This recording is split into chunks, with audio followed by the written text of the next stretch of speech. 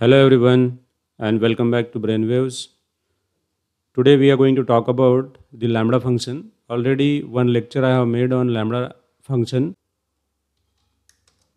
So what's the syntax is that we are going to talk about? Its syntax is we are writing lambda as the keyword and there we are passing the arguments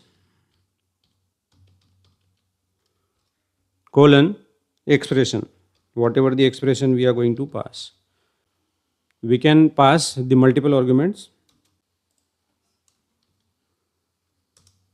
And when we talk about the expression, there can be only one expression. Why we require first of all lambda function, that we'll see.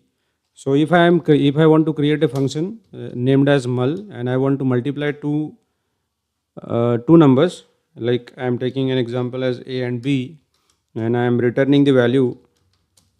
I am returning the multiplication of a and b, and here I am suppose calling that particular function like mul, and here I am passing suppose 10 and 20. So it will return me the value, the multiplication value of 10 and 20, that is 200. So this we have done with the help of the conventional methodology of the functions. But if suppose the same I want to do with the help of lambda function, then how we can do? So here you will be able to see I am utilizing the syntax lambda. Here I am passing the arguments. So the two arguments I am passing, and I want to have the multiplication expression I want to write. So I want to perform the multiplication. So here I am doing a into b, and this I am going to store into one variable that I am calling it as result. And now in this result I want to have the value of a and b I need to pass, so that I am passing as 10 and 20. So here you will be able to see I am getting the value as the multiplication of 10 and 20. Similarly, I am utilizing, suppose, let me copy this to save the time. Here I want to have a multiple argument. Suppose I want to have a, b, c and d. And here I want to do the addition of that. A plus b plus c plus d. And here I need to pass 4 arguments, as I have passed these 4 arguments into the lambda function. So 10, 20, 30 and 40. So you will be able to see I am getting the addition of a simple program to find the largest among two numbers with the help of lambda function. So here again I am utilizing lambda function, and here I am passing two elements or two arguments a and b, and only one expression can be there. There cannot be multiple expression we write in lambda. So I need to do this with the help and if else. So here I am printing the value, print a. I will utilize f string here. Print a is largest if a is greater than b, else print, again I am utilizing here f string, b is largest. Okay. And whatever the result is going to come, that I need to store into one variable. So I am calling this, I am storing it into res.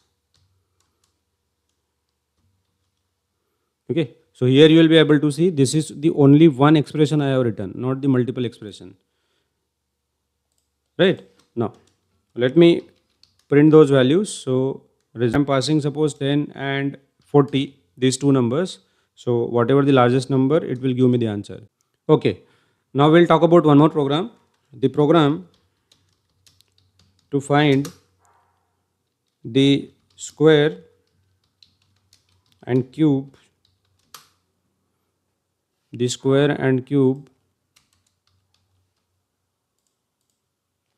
of every element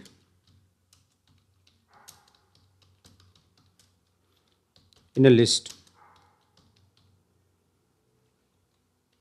So program, here we are going to write the program to find the square and cube of every element in a list. And this is the list L1 I am taking. Here I am passing the values, suppose 1, 2, 3, 4 and 5.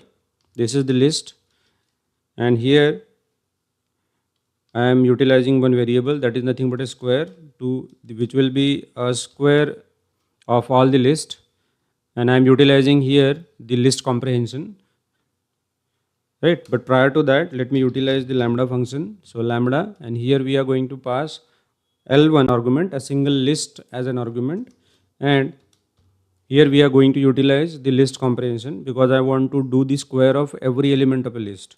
So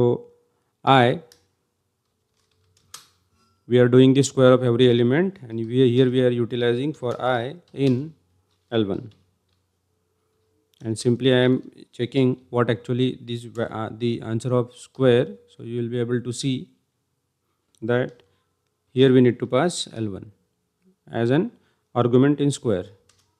So you will be able to here 1 4 9 6 25, this is the square of every element, but prior to that I want to find cube also. So cube is equals to lambda, again L1 as an argument, and here we are passing the list comprehension.